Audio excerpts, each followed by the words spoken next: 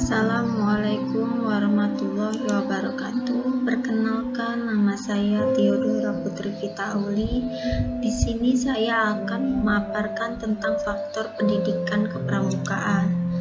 Dasar dan tujuan pendidikan. Pramuka merupakan sebutan bagi anggota gerakan pramuka yang meliputi pramuka siaga, pramuka penggalang, pramuka penegak, dan pramuka pendekar.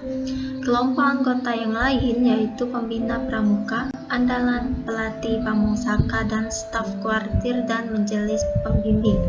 Kepramukaan adalah proses pendidikan di luar lingkungan sekolah dan di luar lingkungan keluarga dalam bentuk kegiatan menarik, menyenangkan, sehat, teratur, terarah, praktis yang dilakukan di alam terbuka dengan prinsip dasar kepramukaan dan metode kepramukaan yang sasaran akhirnya pembentukan watak, akhlak, dan budi pekerti luhur.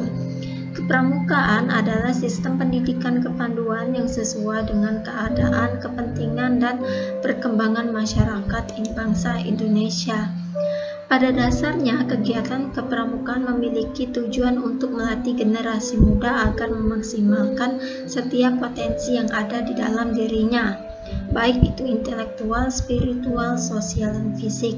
Dan inilah tujuannya, membentuk karakter atau kepribadian dan akhlak yang mulia pada generasi muda, menanamkan rasa cinta tanah air dan bangsa di dalam diri generasi muda, menggali potensi diri dan meningkatkan keterampilan para generasi muda sehingga menjadi individu yang bermanfaat bagi masyarakat dan negara. Yang kedua, pendidikan anak atau peserta didik. Pendidikan adalah usaha sadar menyiapkan peserta didik melalui kegiatan bimbingan, pengajaran atau latihan bagi peranannya di masa yang akan datang. Gerakan pramuka adalah gerakan atau lembaga pendidikan yang komplementer dan suplementer pada segmen yang belum ditangani oleh lembaga pendidikan lain yang pelaksanaannya menggunakan prinsip dasar kepramukaan dan metode kepramukaan sekaligus dapat menjadi upaya self-education bagi anak, remaja, pemuda, dan pramuka sendiri. Pendidikan dalam kepramukaan diartikan secara luas, suatu proses pembinaan dan pengembangan sepanjang hayat yang berkesinambungan atas kecakapan yang dimiliki peserta didik, baik dia sebagai pribadi maupun sebagai anggota masyarakat. Sasaran dan pendidikan dalam arti luas tersebut adalah menjadikan peserta didik sebagai manusia yang mandiri, peduli, bertanggung jawab, dan berpegang teguh pada nilai norma masyarakat. Pendidikan watak dan kepribadian diberikan pada peserta didik pada saat peserta didik sedang asik melaksanakan kegiatan yang menarik, menyenangkan, kreatif, dan menantang.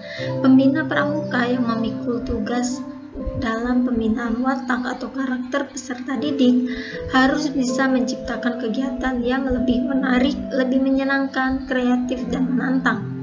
Kegiatan kepramukaan lebih mengutamakan pada kegiatan di alam terbuka, sehingga setiap kegiatan kepramukaan mempunyai dua nilai, yaitu nilai formal atau nilai pendidikan yaitu pembentukan watak, serta nilai materialnya yaitu kegunaan praktisnya. Yang C, lingkungan pendidikan. Kepramukaan merupakan suatu proses pendidikan dalam bentuk kegiatan yang menyenangkan bagi anak dan pemuda di bawah tanggung jawab orang dewasa yang dilaksanakan di luar lingkungan pendidikan sekolah dan di luar lingkungan pendidikan keluarga dengan menggunakan prinsip dasar dan metodik pendidikan kepramukaan.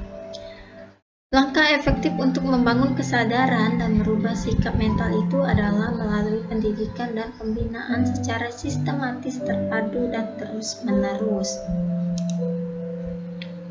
Terakhir adalah pendidikan karakter dan sistem AMO. Menurut Ki Hajar Dewantara, seorang guru semestinya mampu menjadi pamong, mendidik dengan welas asih sesuai dengan pertumbuhan dan perkembangan si anak. Sistem pendidikan yang terbaik adalah yang mampu menumbuhkan disiplin dan pemahaman mengenai kesejatian hidup dari dalam diri siswa sendiri. Sistem Amung juga memberikan kesempatan seluas-luasnya pada kemandirian siswa. Peserta didik didorong untuk mengembangkan disiplin diri yang sejati melalui pengalaman, pemahaman, dan upayanya sendiri.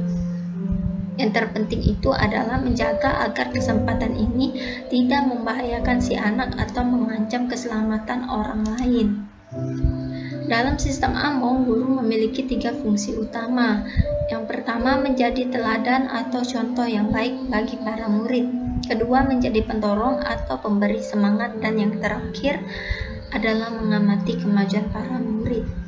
Ki Hajar Dewantara juga menekankan agar para guru mendorong murid-muridnya agar mengikuti jalur yang benar dengan cara mengilhami dan memotivasi mereka dengan pikiran yang tepat. Begitu para murid bergerak di jalur yang benar, hendaknya guru berusaha untuk mengupayakan setiap peluang kemajuan bagi mereka tanpa banyak campur tangan. Selanjutnya, para guru tinggal mengamati kemajuan mereka.